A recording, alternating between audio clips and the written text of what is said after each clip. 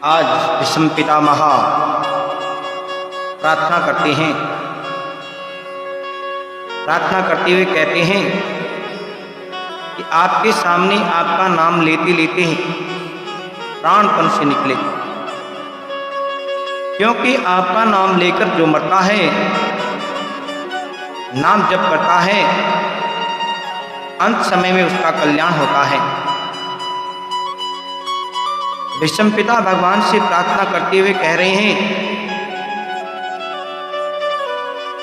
और ऐसा भाव बना रहे हैं, हम लोगों को भी जैसे भीष्म पितामह ने भाव बनाया था।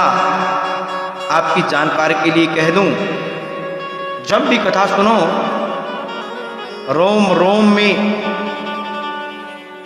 तू ही है, जहां देखता हूं वहां तू ही तो है, जर्रे जर्रे में तो तू ही है।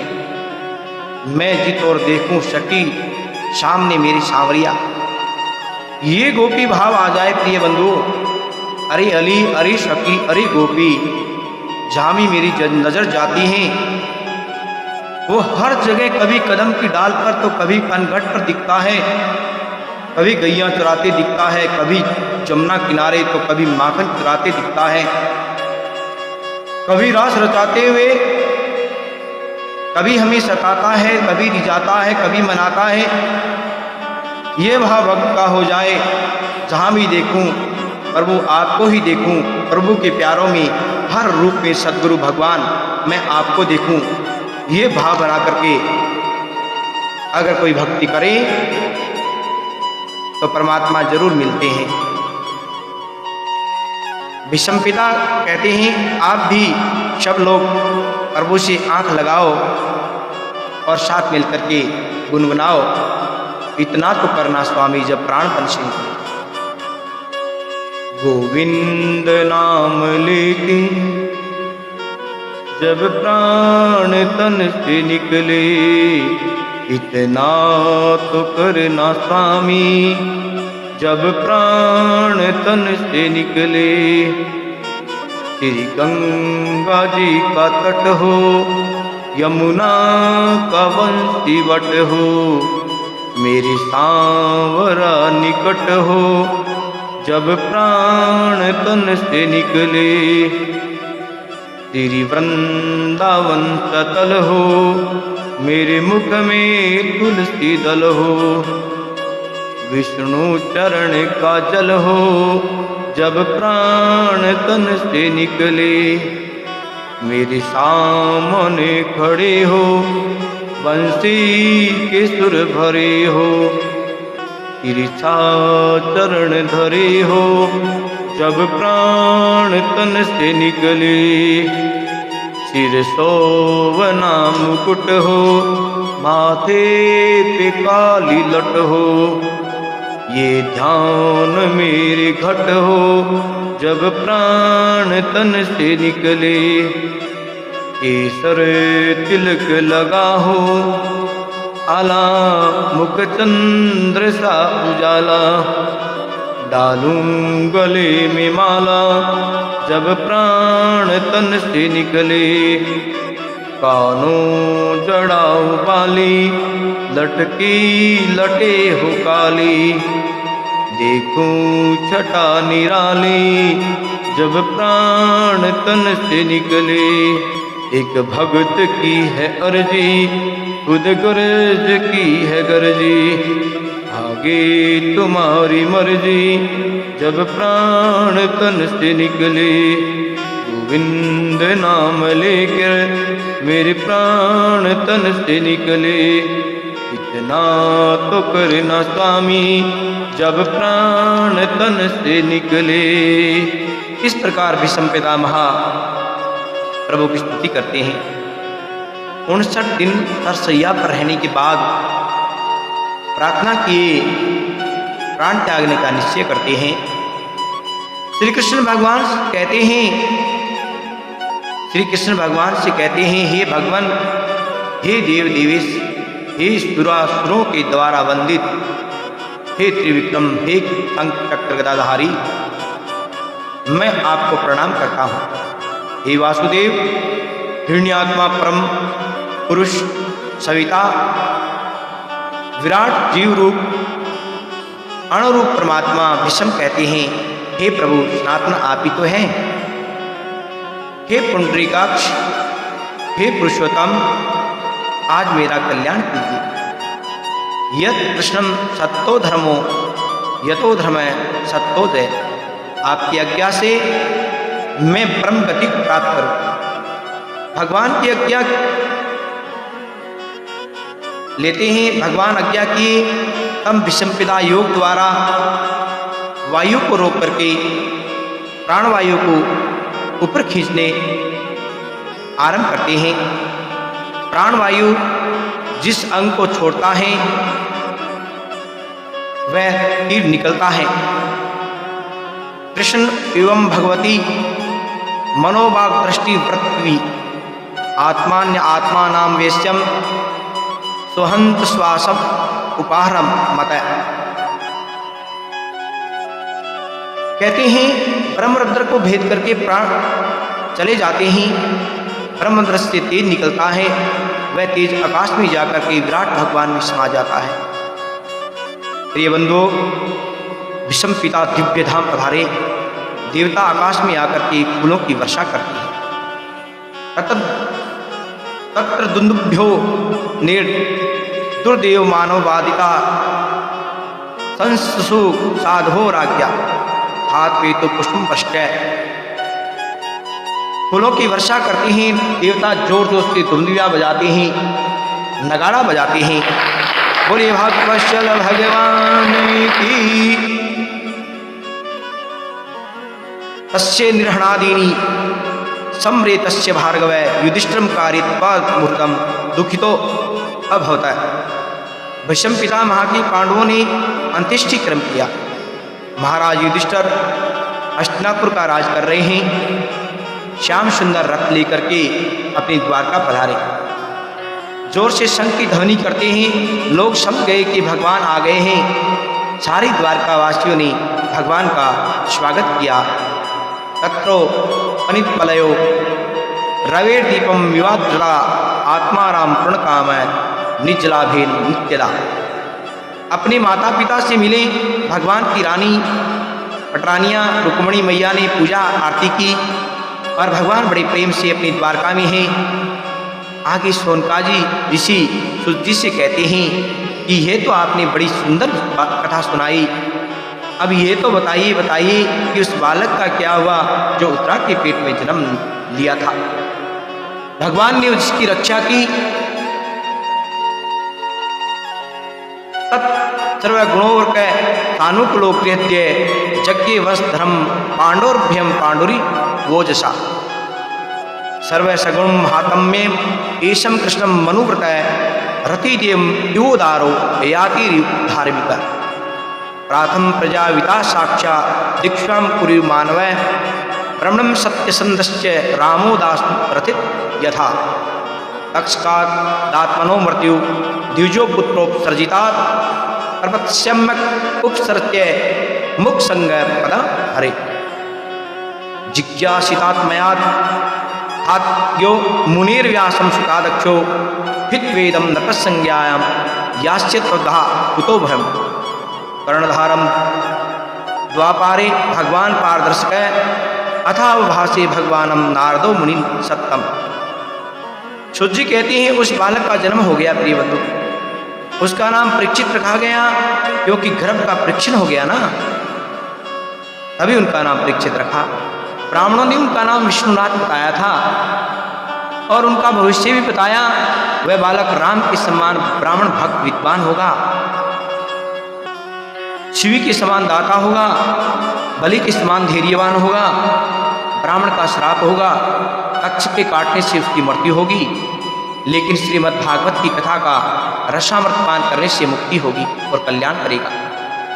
गंगा के किनारे ये कहकर के ब्राह्मण चले जाते हैं। विदुर जी पांडवों के पास आए, उनका स्वागत किया। धृतराष्ट्र जी से विदुर जी मिलते हैं और धृतराष्ट्र जी को समझाया, हमारे संबंधी भाई बंधु सब मर गए हैं, अभी तुम्हारी अवस्था ढली जा रही है, अब तुम भीम के दानों पर कुत्ते की भांति जी रहे हो।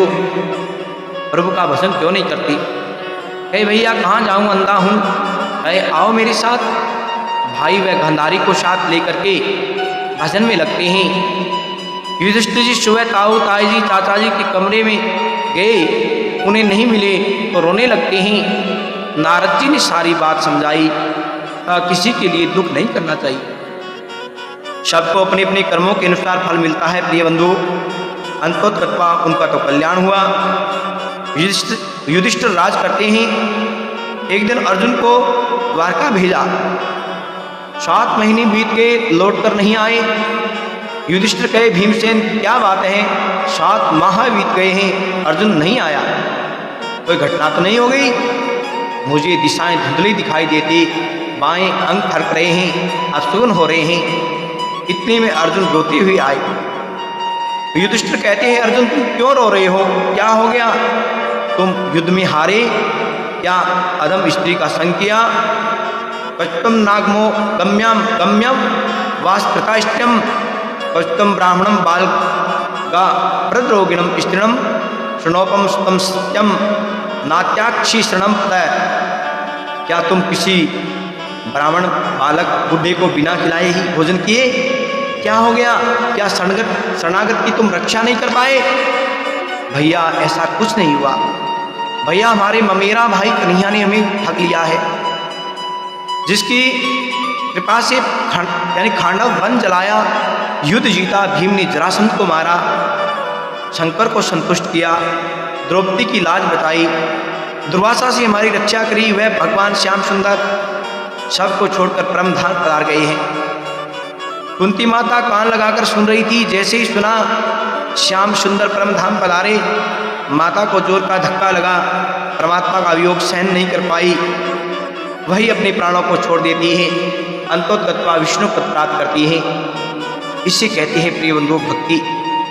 भक्ति पांडव देखिए अब क्या करें, अपना राज हस्तिनापुर का राजा परीक्षित को दे देते हैं, मथुरा का अनिरुद्ध के पुत्र वज्र का अभिषेक कर दिए, राष्ट्रीय वस्त्रों का आभूषणों का त्याग कर देते हैं, बाल बिखेर लेते हैं, पुराने वस्त्र पहन लेते हैं, मुख में पत्थर रख लिया, चुपचाप महल से चले गए। इसे कहते हैं वैराग। प्रिय बंधु, वैराग ये नहीं कहता कि मैं जाऊं या ना जाऊं, वैराग तो चल ही देता है। पीछे पीछे उनकी पत्नी द्रौपदी चली जा रही हैं और चलते चलते उत्तर दिशा की ओर चले गए। हिमालय की कंदराओं में तपस्या करें, भगवान का भजन करते हैं, अंतोत्तवा परम धाम की प्राप्ति करते हैं। लेकिन युधिष्ठिर अपना शरीर नहीं छोड़ा, युधिष्ठिर ने, क्योंकि कभी झूठ नहीं बोलते। एक झूठ बोला धर्म की रक्षा के लिए, धर्म की रक्षा में बोला जाए तो वह धर्म है, धर्म युद्ध जीतना है, भगवान की आज्ञा है, फिर क्यों नहीं बोले? अश्वत्थामा मारा गया, नराया कुंजा, कुंजा बोले, कोई सुन नहीं पाए। द्रोणाचार्य ने धनुष बाण नीचे रख दिया, मारे गए, संकेत हुआ रथ का पहिया धरती छू गया। प्रिय भानुभाव, धर्मराज युधिष्ठिर का रथ धरती से 4 अंगुल ऊपर चलता था, और आज हम कितने झूठ बोलते हैं, बात बात पे झूठ बोलते हैं। झूठ बोलना बड़ा पाप है। प्रिय भानुभाव, सत्य की रक्षा के लिए लोगों ने अपने प्राणों की बलि चढ़ा दी। हमारे ही भारतवर्ष में राजा हरिश्चंद्र हुए, उन्होंने वचन की रक्षा के लिए राजपाट भी दे दिया, अपनी बेटे रानी को खुद को बेच डाला। आज हम कुछ कहते हैं, कहते कुछ हैं। संत कहते हैं सत्य धर्म है, सत्य ही तपस्या है, इससे बड़ा कोई तप नहीं है। जो कोई सत्य की धर्म की रक्षा करे तो धर्म कहता है धर्म रक्षति रक्षता धर्म अनंत अंत है, कहता है तो मेरी रक्षा करेगा, मैं उसकी रक्षा करूंगा। जो धर्म को खत्म करने की कोशिश करे, धर्म के ही उनका मैं विनाश कर दूंगा। आज राजा युधिष्ठिर सशरीर ही परमधाम पधारे। कई पांडवों के महाप्रायण की कथा को जो सुनता है, भक्ति मोक्ष कीर्ति की प्राप्ति होती है। सूत जी से शौनक जी से राजा परीक्षित कथा सुनाते हैं। सूत जी शौनक जी को पुत्र की पुत्री रावती के साथ विवाह करते ही और उनके 4 बेटा हुए, जन्मेजय आदि हुई। महाराज कृपाचार्य से बड़े यज्ञ करवाए, एक दिन की बात, महाराज परीक्षित श्याम वर्ण घोड़े पर बैठ करके चारों और दिग्विजय करने के लिए चल दिए। एक बार परीक्षित नर राजा, दिश जहित करी सुबुट समाजा। ये कुरुखेत तहाँ उन देखा, कलिमय धर्म ही ताड़ कुबेसा। राजा को सब राजाओं को जीत लिया, उनको धर्म का रास्ता सिखाते ही आगे बढ़ जाते ही। एक दिन की बात, राजा परीक्षित बड़ा शिविर लगा के वहां बैठे थे।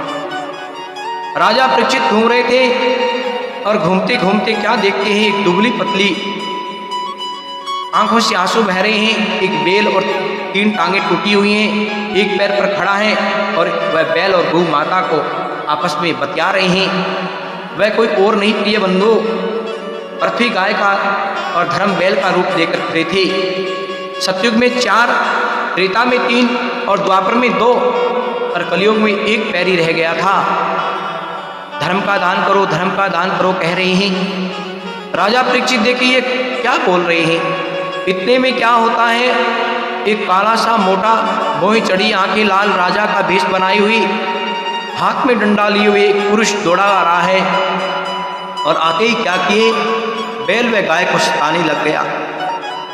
ये अचानक राजा परीक्षित ने देखा, गाय बैल को मारता है, ये कौन है दुष्ट? वह कोई और नहीं, कलयुगी आया था। राजा परीक्षित को बड़ा क्रोध आता है, मेरी प्रजा को सताने को कौन दुष्ट दुशासन आ गया है। पैप्रक्षम प्रथमारूढ़म कार्तुरम परिच्छन्दम मेघ गंभीरावाता समारोपित कारण का।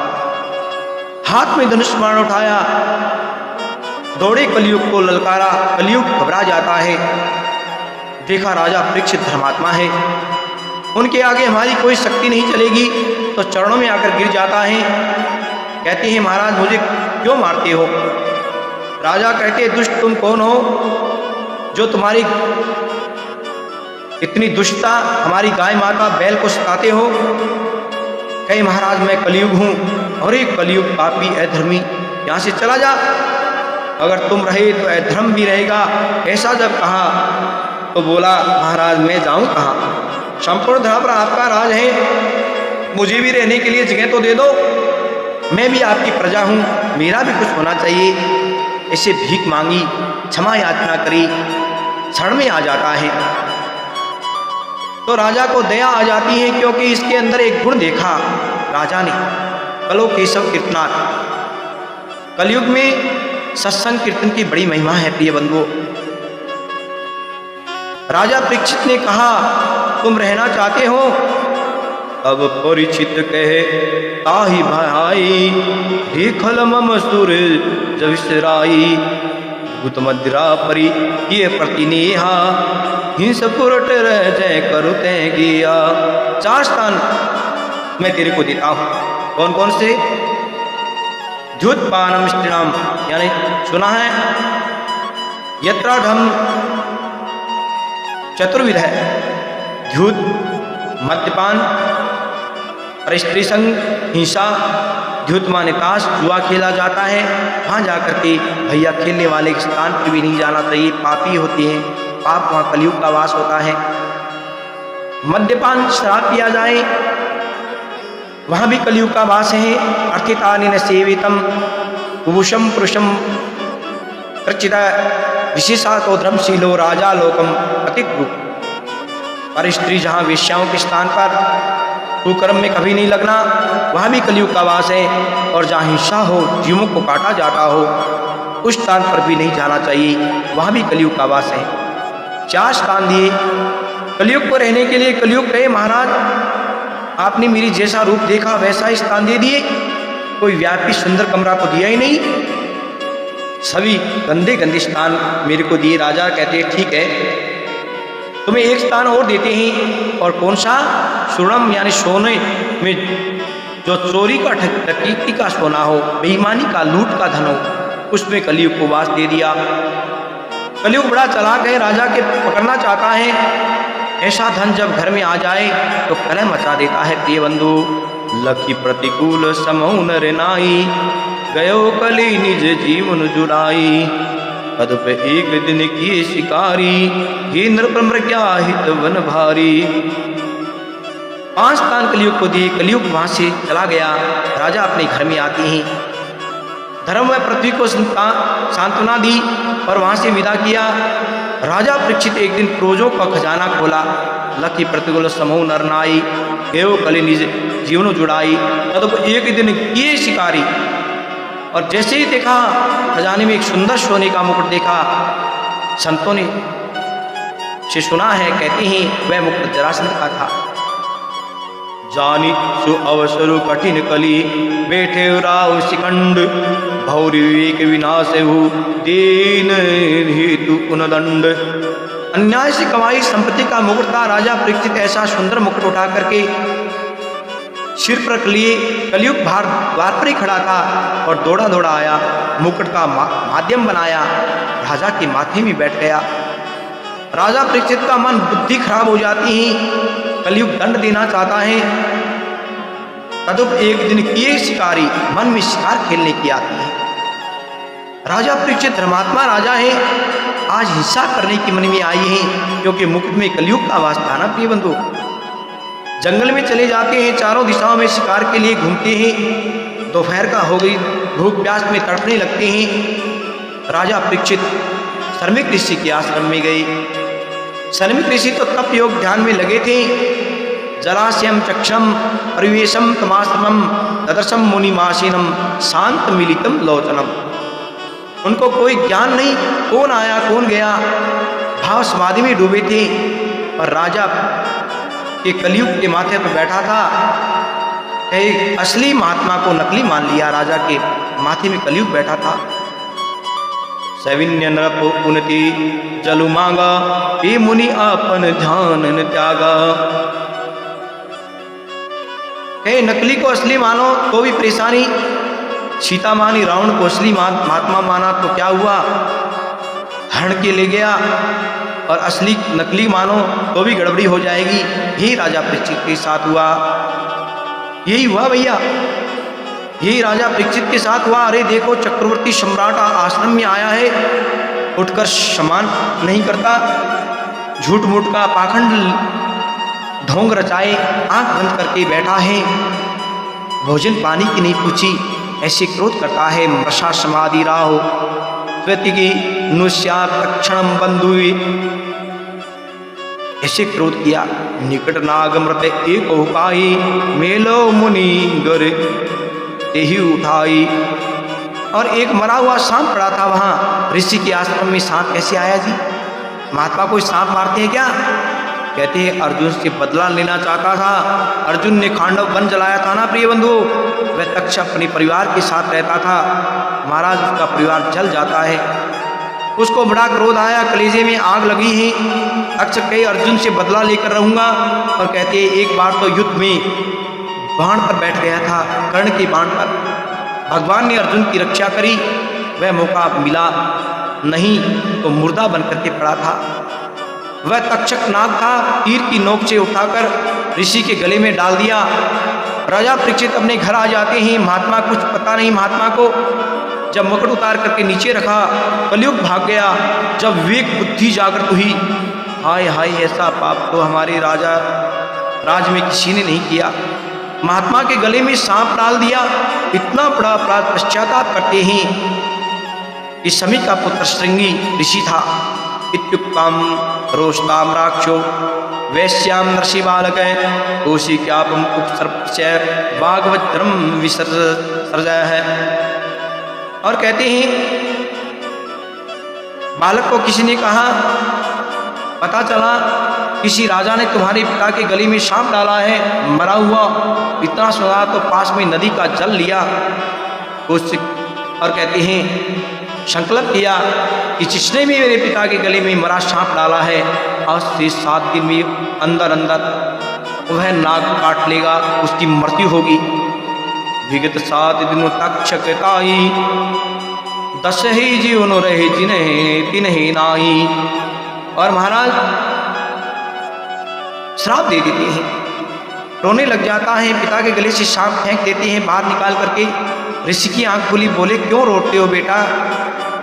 पिताजी किसी राजा ने आपके गले में सांप डाला था, हमने उसे श्राप दे दिया, आज के 7 दिन में वो मर जाएगा। इति लगित मर्यादम तक्षम शप्मेहनि दक्षति शंकुलागारम।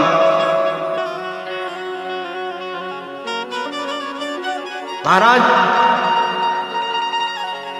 नाक काट के उसकी मृत्यु होगी।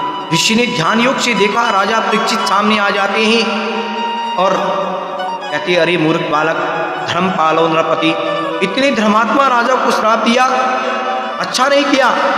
ऋषि तेजी से उठे और चले आए, बोले राजन सावधान सावधान हो जाओ, तुम्हें श्राप लगा है, तक्षक नाक काटेगा, 7 दिन में तुम्हारी मृत्यु हो जाएगी। राजा परीक्षित बड़े प्रसन्न हुए कि मैं तो अमर ही हो गया, 7 दिन से पहले तो नहीं मरूंगा, 7वें दिन ही मरना है, 7वें दिन मरना है। भो प्रवाद भा प्रबोध आपन अपराधा, भूपति दुख करी लागे अगाधा। यदि पाप किया था उसका फल मुझे मिलना ही चाहिए था। क्षण भर में राजपाट का त्याग कर देते हैं प्रिय बंधुओं, गंगा के किनारे आकर के आसन जमा करके बैठ जाते हैं, अनशन का त्याग कर देते हैं। बहुत ऋषिगण महात्मा चले आते हैं, क्योंकि सब महात्माओं को पता था कि व्यास नंदन सुखदेव जी आएंगे और राजा परीक्षित को कथा सुनाएंगे।